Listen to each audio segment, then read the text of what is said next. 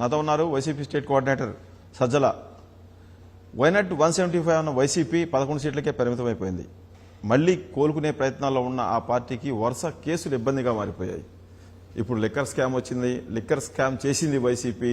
ఇక నాయకులందరూ జైలు బాట పట్టాలి అని చెప్తున్నారు. ఇప్పటికే జగన్ చుట్టూ ఉన్న కీలక నాయకులు కానీ అధికారులు అందరూ కూడా జైలుకు వెళ్లారు. రేపో మాపో జగన్ దగ్గర కూడా ఈ కేసు వస్తుందని చెప్తున్నారు.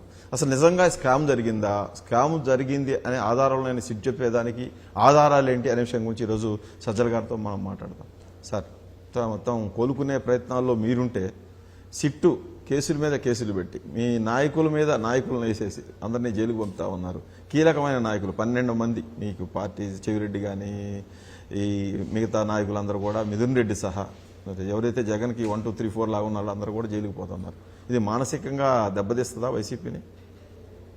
ఒకవేళ అలా ఎవరన్నా అనుకుంటే, ముఖ్యంగా ఆయన చంద్రబాబు నాయుడు గారు అనుకుంటే, ఎందుకంటే ఆయన ప్రయత్నం చేస్తున్నారు అంటే అది భ్రమే అవుతుంది. ఎందుకంటున్నారంటే ఇది ఒక పొలిటికల్ పార్టీ. జగన్మోహన్ రెడ్డి గారు ఒక ఇండివిజువల్గా తన ప్రస్థానం మొదలుపెట్టినప్పుడే, అప్పుడు అరెస్ట్ అయ్యి 16 నెలలు జైల్లో ఉన్నప్పుడే అప్పుడే కాలేదు పార్టీ, దాని దారి నడిచింది. అప్పుడు ఇంకా స్ట్రక్చర్ కూడా ఇంత ఫామ్ కాలేదు. రెండవది, అధికారంలో 151 సీట్లతో 175లో ఉన్న రోజుకు ఈరోజు 11 సీట్లకు పడిపోయిన రోజుకు that doesn't reflect the actual strength of the party. నేను ఇది ఎందుకు అంటున్నానంటే, వైఎస్ఆర్సీపీ ఒక కొత్తగా ఆవిర్భవించి young party. This is not 40 ఏళ్ళ మొన్న ఇప్పుడు తెలుగుదేశం కదా ఇప్పుడు ఏ ఏజ్కి రీచ్ అయిందో. మన స్టేట్లో కాంగ్రెస్ పడిపోయినప్పుడు దెబ్బ కుప్పగూలినప్పుడు టీడీపీ చేతిలో ఏ ఏజ్కి రీచ్ అయింది, ఆ ఏజ్లో అది ఉంది, ఓల్డ్ ఏజ్లో. బై దేర్ ఏజ్ రీత్యా చూసినా పార్టీ ఏజ్ వేరే, వీఆర్ యంగ్ అండ్ అప్పటికంటే మోర్ ఆర్గనైజ్డ్గా ఉన్నాం. దెబ్బతిన్నాము, డక్కా మొక్కలు తిన్నాము. రాజకీయ పార్టీలు అన్నాక గెలుపోవటంలో సహజం. కానీ చేసింది ఎంత తృప్తిగా చేశాడు ఆయన జగన్మోహన్ రెడ్డి గారు. ఆ తృప్తితోనే ఆయన ఈరోజు ఉన్నారు. దాని రెసిప్రొకేషన్ కూడా జనం నుంచి కూడా ఉన్నందువల్ల ఆ వైపు ఏ ఢోకా లేదు. అయితే చంద్రబాబు నాయుడు గారు మీరు అనుకున్నట్టు అనుకున్నచ్చు, ఎందుకంటే 151 నుంచి 11కు వచ్చాయి కాబట్టి. ఇప్పుడు డెసిమేట్ చేయాలంటే ఏం చేయాలి? మా వైపు ముందు ఆర్థిక మూలాలు నరుకుతూ వస్తారు, లేదా బలం నరుకుతూ చేస్తూ వస్తారు. ఫ్యాక్షన్లో అది సహజం. ఇక్కడ రాజకీయాల్లో కూడా లీడర్లందరినీ తీసుకొని ఇచ్చేస్తే ఆయన ఐసోలేట్ అయిపోతారని అది ఒక భ్రమే. ఎందుకంటే ముందు నుంచి మేము చెప్తున్నాం, జగన్మోహన్ రెడ్డి గారు ఒకరు, మిగిలిన వాళ్ళందరూ కూడా అవసరాన్ని బట్టి ఆయనకు అడ్వైజ్ చేస్తూ 1, 2, 3, 4 అంటూ లేయర్స్ లేరు చుట్టూ. అవసరాన్ని బట్టి దాన్ని ఎవరెవరు సబ్స్టిట్యూట్ చేసేవాళ్ళు లీడర్లు ఉన్నారు. పార్టీకి ఒక స్ట్రక్చర్ ఉంది. అది గతంలో కంటే ఇప్పుడు ఇంకా బాగా తయారవుతుంది. కాబట్టి అది ఎలాంటి ఇది చేయలేదు. మూడవది లిక్కర్ స్కామ్ అనేది. దీనికి బహుశా పార్టీని డెసిమేట్ చేయాలి వైఎస్ఆర్సీపీని, ఇదే అదను అని ఆయన అనుకోని ఉండొచ్చు ఒకటి ఆ భ్రమలో. రెండవది, తాను అరెస్ట్ అయ్యాడు కాబట్టి దానికి బదులుగా మొత్తం ఈ పార్టీలో వాళ్ళందరినీ ఇది చేసేయాలి, ఏదో ఒక కేసు పెట్టి ఈక్వల్ చేయాలి. నేనే బురదలో పడిపోయాను కాబట్టి వీళ్ళకట్ట బురద పోయడం అనేది చేస్తుండొచ్చు. అప్పుడు మీరు స్కిల్ స్కామ్ కేసులో చంద్రబాబుని అరెస్ట్ చేసినప్పుడు కూడా వాళ్ళు సేమ్ ఇదే అన్నారు. వాళ్ళు ఎప్పుడు జగన్ని జైలు పక్షాన్ని 16 నెలలు ఉన్నాడు, జైల్లోకి వెళ్ళినోడికి ఏం తెలుస్తుంది అని అన్నారు. అది జగన్ అనిపించుకుంటున్నాడు కాబట్టి చంద్రబాబును లోపల వేస్తే ఇంకా సమానం అయిపోద్ది, నన్ను అనలేరు వాళ్ళని అనలేరు. ఇప్పుడు మళ్ళీ మీరు రెండింటి మధ్య అడుగుతాడు.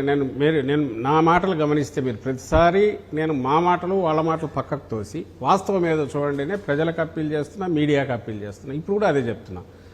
నిజంగా జగన్మోహన్ రెడ్డి గారు తనను చంద్రబాబు నాయుడు కాంగ్రెస్తో కుమ్మక్కై ఆ రోజు అరెస్ట్ చేయించాడు, దానికి బదులుగా ఆయన్ను వేయాలి 4 రోజులు 10 రోజులు అనుకుంటే, వచ్చిన ఏడాదిలోగా ఇప్పుడు చంద్రబాబు నాయుడు ఏ ప్రయత్నం అయితే చేస్తున్నాడో అప్పుడే చేసేవాడు. ఎందుకంటే బాగా హైలో ఉన్నప్పుడు that should be the time. ప్రజలు కూడా ఎవరు క్వశ్చన్ చేయరు, డౌట్ రాదు.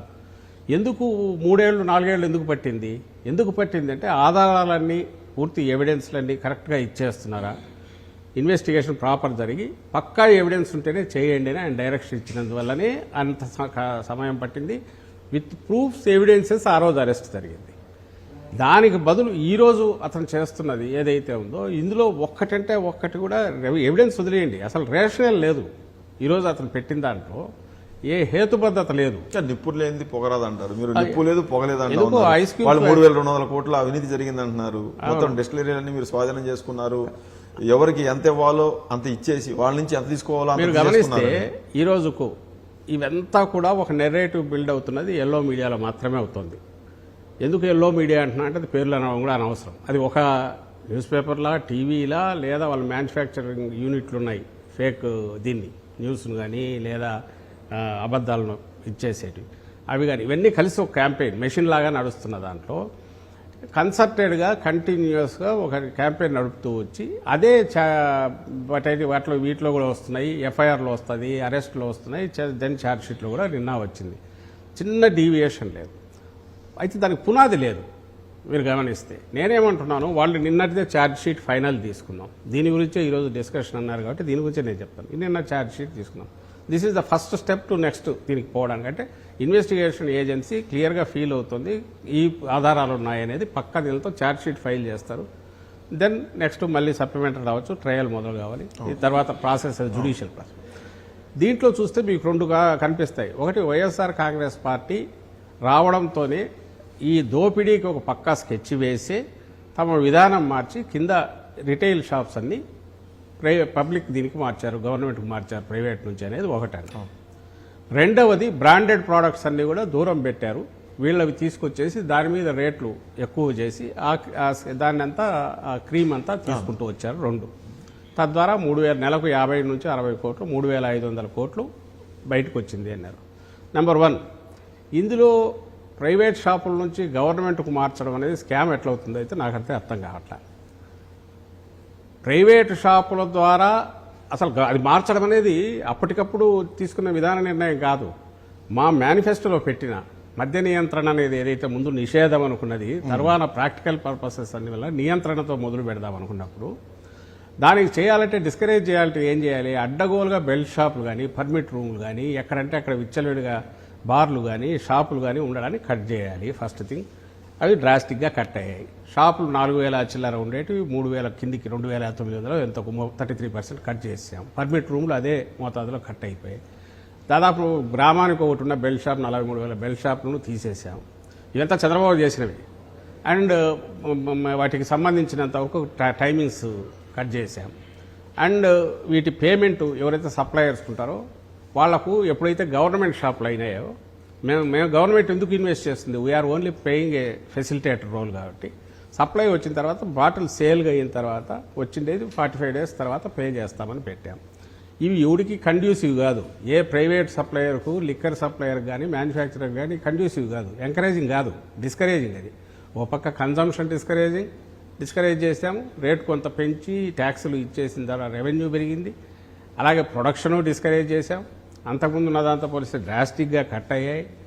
అన్నీ తగ్గించి అంతకుముందు విచ్చలవిడిగా ఏర్లు అయిపోయిన మద్యాన్ని కంట్రోల్లోకి తీసుకొచ్చేసాం. ఇది ఏ రకంగా ఎవడైనా కిక్ బ్యాక్ ఇవ్వడానికి ఉపయోగపడుతుందో ఫస్ట్